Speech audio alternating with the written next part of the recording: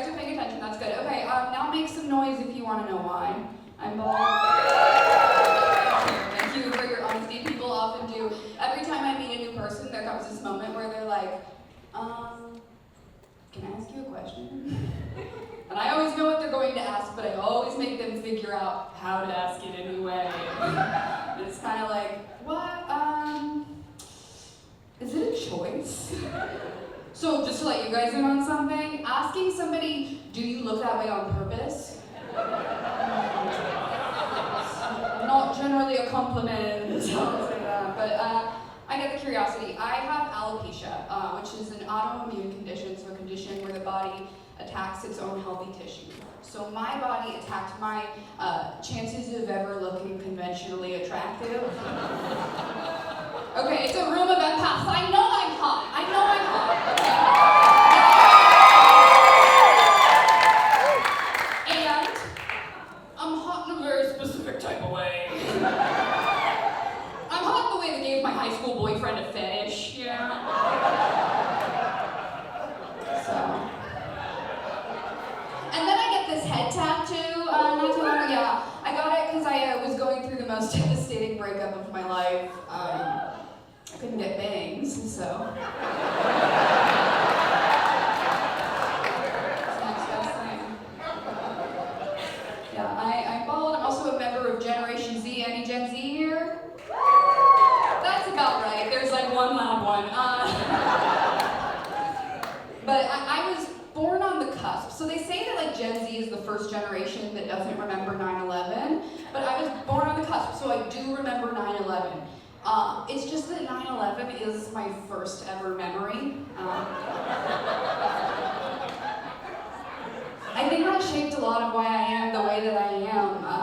I remember the day well. I was in my room and I was playing with my Barbies, and all of the girl Barbies were surrounding the one boy Barbie.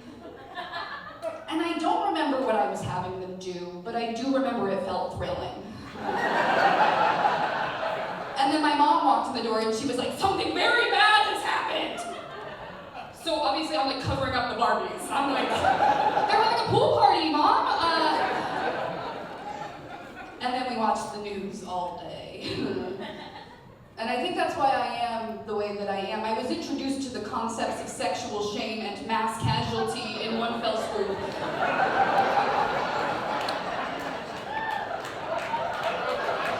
That would make for a very nervous girl.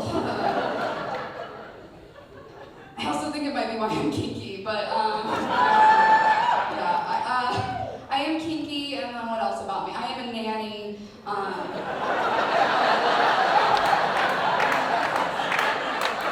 Transitions are hard, but I am a nanny, and I love my career. It's so cool to have a hand in raising the future 1% of America.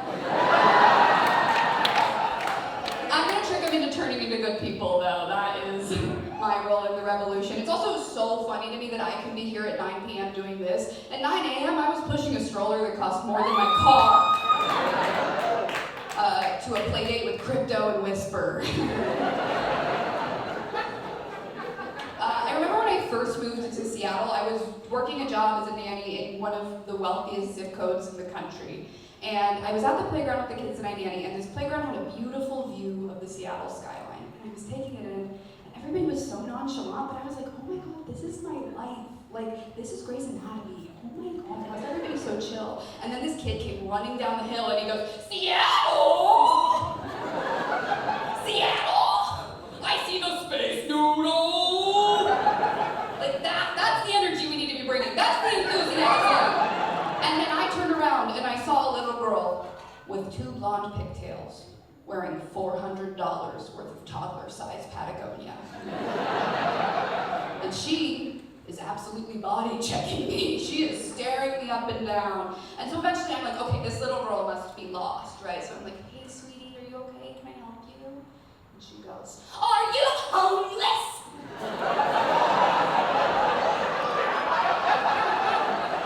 Yeah, can I have $1?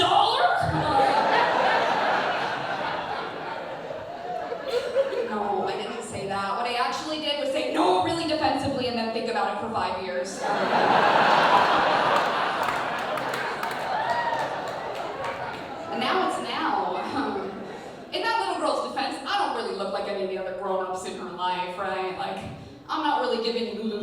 benzo mom.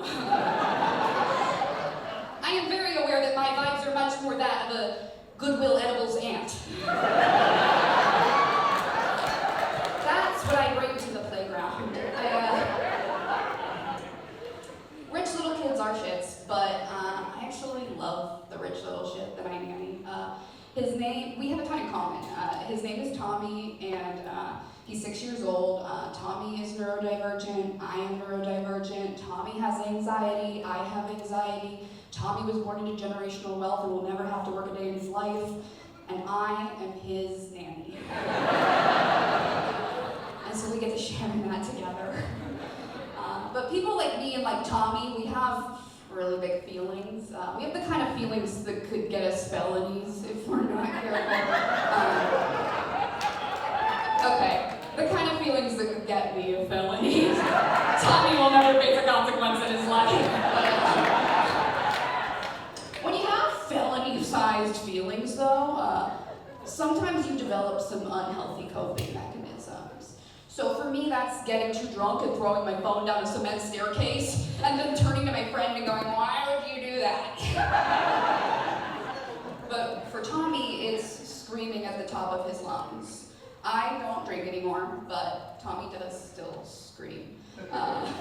One of his biggest triggers in the world for getting upset is he doesn't like being wet. He doesn't like the pool, he doesn't like the rain. Luckily for him, he was born in sunny Seattle, Washington. So it doesn't come up much, but last week it actually did, because tragedy struck and one single drop of rain went down Tommy's raincoat sleeve, and it was touching his skin and body. So I go to pick him up, and he's screaming at the top of his lungs, running around. So we get in the car, and he buckles himself into the car seat. And he has already taken off his raincoat, his t-shirt, his pants, his shoes, his socks, and buckled himself in. He's wearing his Pikachu tighty whities. And we make eye contact in the rearview mirror, and he just goes, "Drive."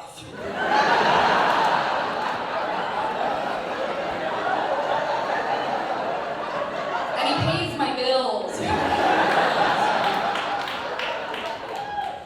And I get him home, and he's doing laps around this house like it's the Indy 500. He's screaming at the top of his lungs, and I'm like, "Whoa, buddy, let's pick a calm down tool." And he just goes, "Massage."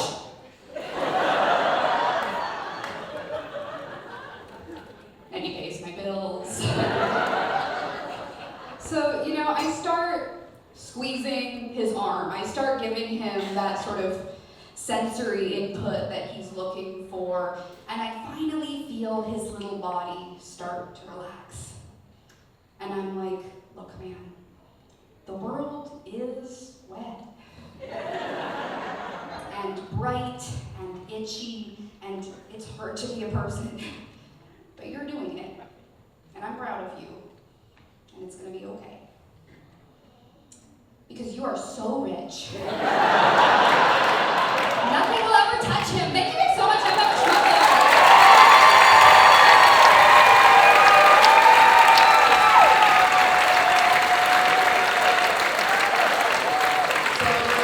Schmuckler.